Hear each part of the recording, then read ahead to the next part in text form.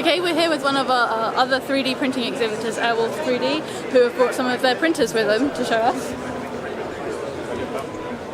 Hi. So could you just explain to us kind of the advantages of your 3D printer? Yeah, so we're very, our whole kind of philosophy on our printers is materials, and we are creating printers that not only print in your normal PLA or ABS printing materials, but your more engineering grade materials like nylon, polycarbonate, PC ABS, some of your more high grade engineering grade materials, your strong materials that you can really use in functioning prototypes. What is it about your machine that allows you to print?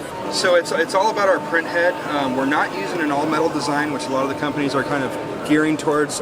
We have a proprietary material in there that we're using to create a very small heat element in there where we can retract and extrude and keep that material at a very stable temperature and rate in there to feed correctly.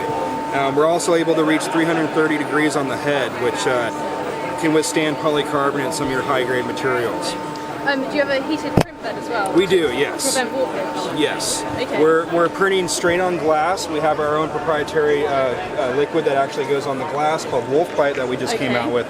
That stuff prevents any kind of warping, and it also is heat sensitive, so as soon as that part cools, the part pops right off and there's no fighting with your part getting it off the bed afterwards. Okay, so is this to improve the reliability? Improve the reliability and also, you know, resolution and the overall look of the part too. Okay. Do you know who your main customers are? I would say a very big industry right now is aerospace. We do a lot with education, especially with the STEM program and things like that. And then also a lot of just engineering firms and kind of it's kind of filling the gap between the large production grade printers and then the small desktop DIY printers. Okay, do you want to show us some things that you've Yeah, made? so some of these engineering grade materials I'm talking about are the nylons, which you see here. We have polyurethane, which is our flexible material. It's a very good layer-to-layer bond, so this is a very strong flexible material out on the market that we actually develop ourselves. We're also doing things with nylon, which I can take you over here. So this is another breakthrough we've made recently that we actually haven't even announced yet, so I guess I'm announcing it now. We're doing nylon with dissolvable support material. Okay. So this is a part before, where we're using PLA actually to dissolve out of the part, and then this is after. So we're getting very nice, you know, more technical geometric shapes that we can do now to dissolve the material out. And what solvents do you need to dissolve your? Right now, it's actually it's a proprietary solvent, but it's based on chemicals that are in Drano. Okay. So still household friendly, but you know, not completely non-toxic. But okay. We have a lot of people that tell us that it's totally dissolvable in sulfuric acid. Got it. Like, No, it's still pretty friendly. Another thing we can do with this dual head printer is not only print soluble material, but we can do dual material. So here we have a soft material and like a hard ABS, and that's done with our polyurethane also. Okay, so you need two separate print heads to do that? You do.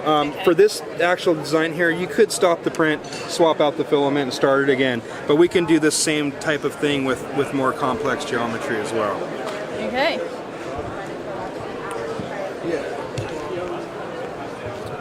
This was actually something made by a customer. This was done on one of our very first kit printers. This guy is a very good customer of ours. He came back after a couple months and designed this beautiful Batmobile. It's all pieced together in sections. It was about 150 hours of print time. Okay, what is the build volume then? Build volume on our printer is, on the single head, it's 12 by 8 by 12, and that's inches. And then on our dual head, you lose about a half inch on the y-axis. So you have 11.5 on the y, and then you have your 8 inches and then 12 inches high also. And you sell the materials as well? We do. We sell most of the materials. So here we have like our ABS line. We have polycarbonate. We sell the materials that we use a lot in-house, and that's because we can now guarantee the quality of our materials in our printers, and we don't leave people to kind of guess on what they should buy. A lot of the materials that are proprietary, we still want to test and make sure they run in our printers so that we leave those options open to our customers as well. What's your most popular material?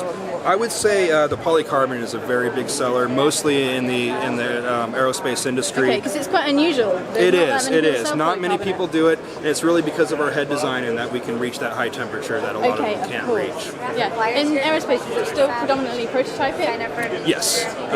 You're starting to see the gradual move into low run production.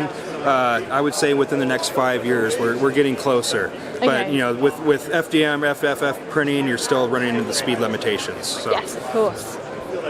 Well, thank you for your time. Yes, thank you. Lovely to meet Thank you. you.